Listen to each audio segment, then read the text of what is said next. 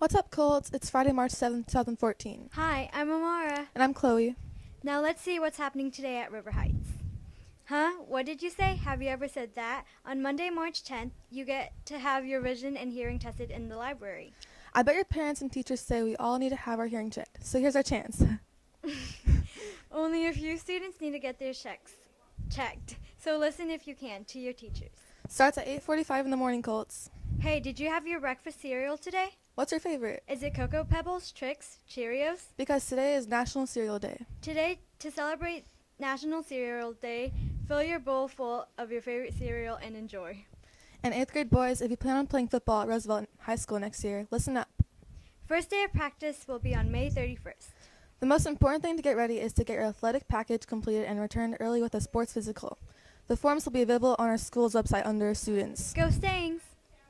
Any River Heights student who hasn't turned in their registration packet for next year and you know who you are. Go see Mrs. Larson in the front office right away. It's talent show time. Try to coming next week. Times are after school until 4:30. Go to ASB E124 for details. There's another soccer game coming up next week on Tuesday. It's our school's boys and girls soccer teams taking on Citrus Hills Intermediate School at the soccer field at the Roosevelt High School. Game kicks off at 3:15. Last week, they both won. Let's hope they continue the winning streak. Go Colts! Hey, we'll be right back after these few messages. Hey Colts, what are you doing to aspire to greatness here at River Heights? Are you being persistent in getting your homework done, studying, preparing for things? Are you showing respect to yourself and others? You know, we have belief in every single one of you that you can be the very best that you can be. And we hope everybody can aspire to achieve their highest potential by the end of trimester.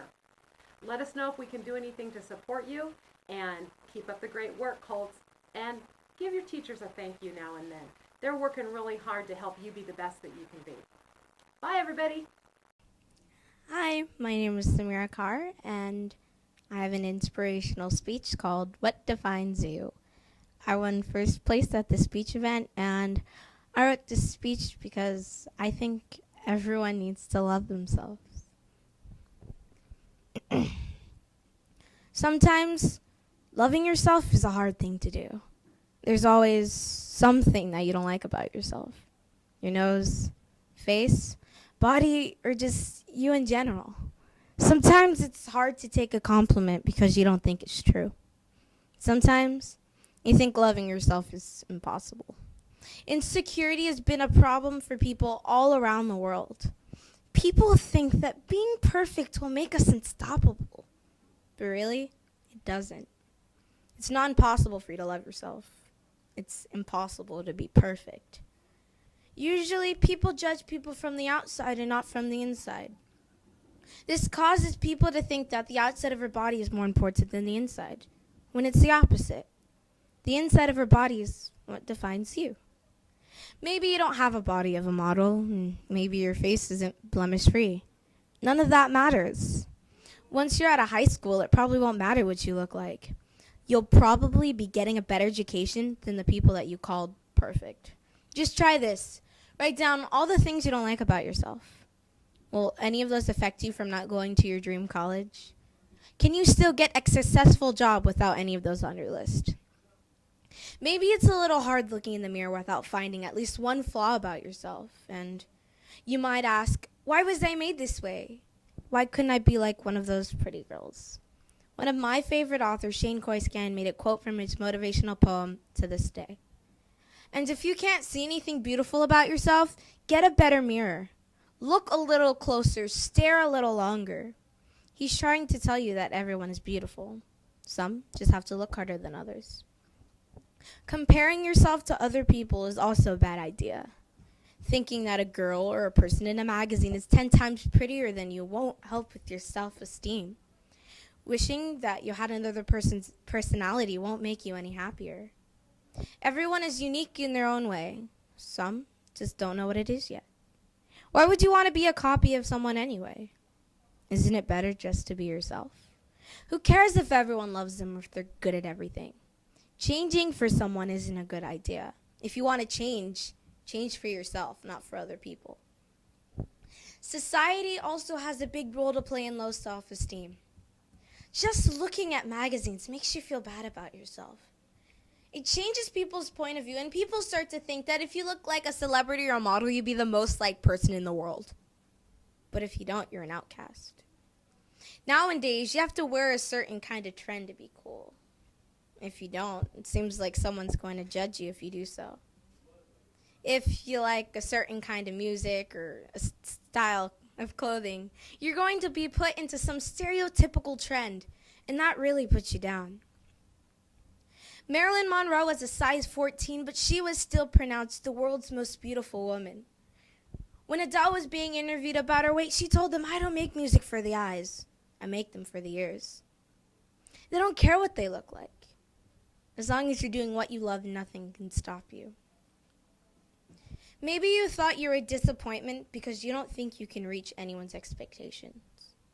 It seems that if you make a wrong choice, there's always going to be someone that will put you down for it. Nowadays, no one sees that being unique is one of the best traits to have. It seems that no one wants to stand out anymore, that everyone wants to stay in their little bubble and be just like everyone else. But standing out's the best part.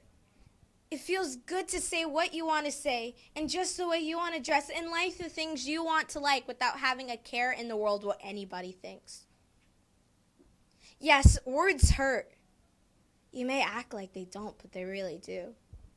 You may say it doesn't bother you, but you still feel that sting when someone calls you something. Some people take it to the heart and even start believing it. When an insult is thrown at you, it's one of the worst feelings ever. It feels like the word is glued to the back of your head and it just follows you everywhere you go. It might even feel like it's stuck on repeat. But when you're calling yourself those hateful words, it's a whole different story. Every time you look yourself in the mirror, it doesn't do you any good. This world would be better off mirrors if it was possible. Your uniqueness is your strength. Remember that. Don't mold yourself to others or to what others think. You're an individual. It doesn't matter what you say or do. As long as you're doing what you love, nothing and no one can sink you down. It's hard to overcome the steps of thinking you're beautiful, but if you block out all the negative comments and all the negative moments, you're going down the right path. Miranda Kerr said, "A rose can never be a sunflower, and a sunflower can never be a rose. All flowers are beautiful in their own way, and that's just like people too. So tell me, what defines you?" Thank you. Hey, we're back. Next Thursday night, there's a student parent info meeting at JFK if you want to go to that high school. Interested in going to JFK High School? Go to the meeting at JFK next Thursday night at 6:30 p.m. to find out how. And next Friday, the Trimester 2 Awards Assembly will be happening in the NPR. That means we're on assembly scheduled at day Colts. Look in your planners to see the bell schedule. There's a Saturday school happening next Saturday, not tomorrow. All right, that's all for today. See you next time, Colts. Bye.